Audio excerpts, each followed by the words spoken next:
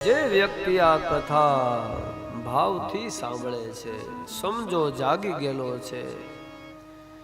જાગેલા 88,000 ઋષિ મુનિઓ એક જ પ્રશ્ન કરે છે કે આ કથા કહેવાથી શું મળે. આ કથા જો કોઈ કાળના ભયમાંથી મુક્ત કરી શકે એવી હોય તો કામની છે. આ કથા અસર જે રીતે કરે છે તમે જુઓ, માણસનો ભય છૂટી જાય છે. મરણ આવે અને ડર ન લાગે એવા તો કેટલા લોકો હોય.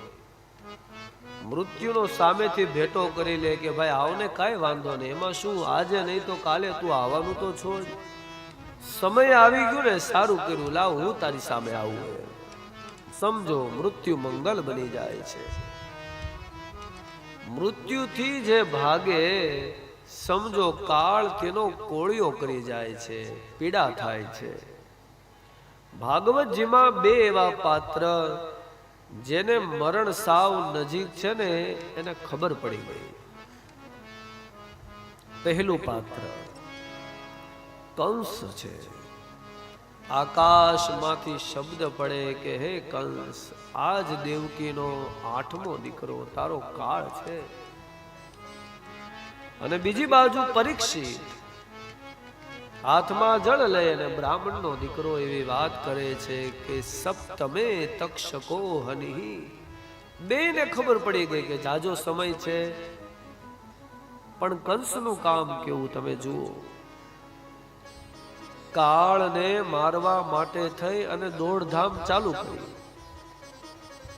અને પરીક્ષિતે શું કર્યું? કઈ દોડધામ નહીં, બધું જ મૂકી અને ગંગાના કાંઠે બેસી જાય છે. જીતી ગયું કોણ? બેસવા વાળો કે દોડવા વાળો? બસ જીત તો એની જ થાય છે જે સમયે કાળ નજીક આવે, ખબર પડે અને બેસી જાય. સમજો તે ગમે ત્યારે જીતી જાય છે.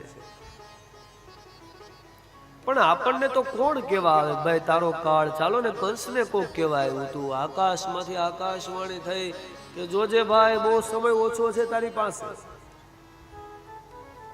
આપણી માટે આકાશવાણી થાય એવું લાગે છે તમને?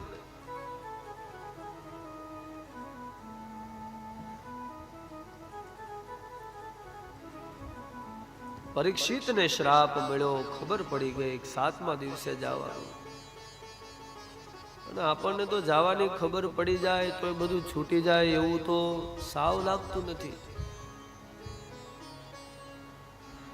ખબર પડે કે ભાઈ 7 દિવસમાં વયું જવાનું છે. આ પરીક્ષિત જુઓ તમે, રાજપાઠ જન્મ જયનો અભિષેક કરી અને તરત ભજન કરવા માટે નીકળી જાય.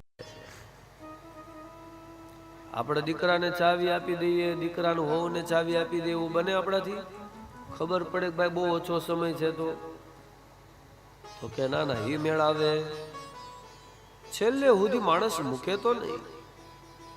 આ કથા સાંભળવાથી એ જ શીખવાનું શું તો કે સમય આવે ને પહેલા બધું મૂકી દેવાનું છે. ક્યાં સુધી હાય હોય કરશું? જાજો સમય નથી તારી પાસે હે જીવ. આપણી માટે નથી આકાશવાણી થવાની, નથી કોઈ શ્રાપ દેવા આવવાનું. તો આપણને કઈ રીતે ખબર પડશે કે આપણી મૃત્યુ નજીક છે?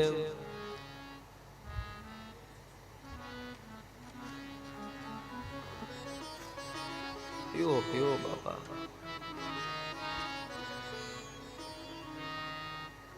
ભાગશાળી જો બધા.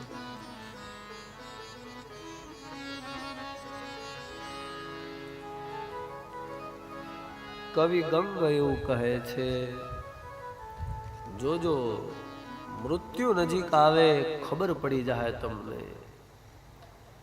દ્રગ દ્રગ નહીં તેજ દેહ જબ ડગમગ, પગ પગ મગ મગ અલગ પરે. ચગ ચગ મુખ દંત બચન જબ ફગ ફગ જબ અનુચરે લગ ભગ જગરે. આ જવાની નિશાની છે. નજીક આવે મૃત્યુ એટલે ખબર પડી જાય. સૌથી પહેલું કામ થશે. દ્રગ દ્રગ નહીં તેજ આંખમાંથી તેજ વયું જાશે. સાંભળો છો કે નહીં? શરબત પી લો બાબા.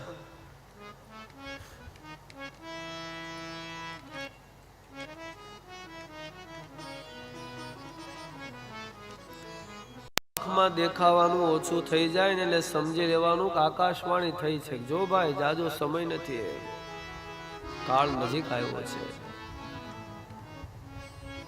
દેહ જબ ડગમગ, શરીર ક્યાંક લઈ જવું હોય અને ક્યાંક વયું જાય એટલે સમજી લેવાનું શું તો કે હવે બહુ નજીક આવી ગયો છે કાળ. પગ ક્યાંક મૂકવો હોય ને ક્યાંક મુકાઈ જાય, સમજવાનું બહુ નજીક આવી ગયો છે કાળ. મોઢામાંથી બોલવું હોય કાક અને બોલાઈ જાય બીજું કાંઈક, સમજવાનું કાળ નજીક આવી ગયો છે.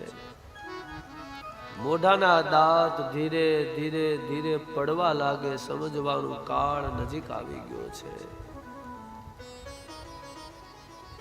જમ અનુચર લગભગ જગરે, આકાશમાં યમના દૂતો હવે ઉપર મંડરાયા કરે છે. ક્યારે લઈ જઈએ, ક્યારે લઈ જઈએ, ક્યારે લઈ જઈએ. સમય નથી કોની પાસે કે જેને આવા લક્ષણો દેખાતા હોય એની પાસે. હવે જો આવા લક્ષણો દેખાતા હોય તો શું કરવાનું? ગંગાના તટે જઈને બેહી જવાનું કે કંસની જેમ દોડ ભાગ કરવાની? હે?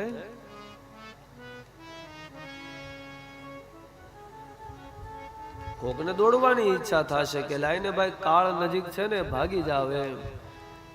શરીરમાં બીમારી આવી, 2-4 મહિના થઈ ગયા, લાવ ને સારા ડોક્ટરને બતાવી મટાડી દે તો થોડુંક 2-5 મહિના જાજુ જીવી શકાય ને.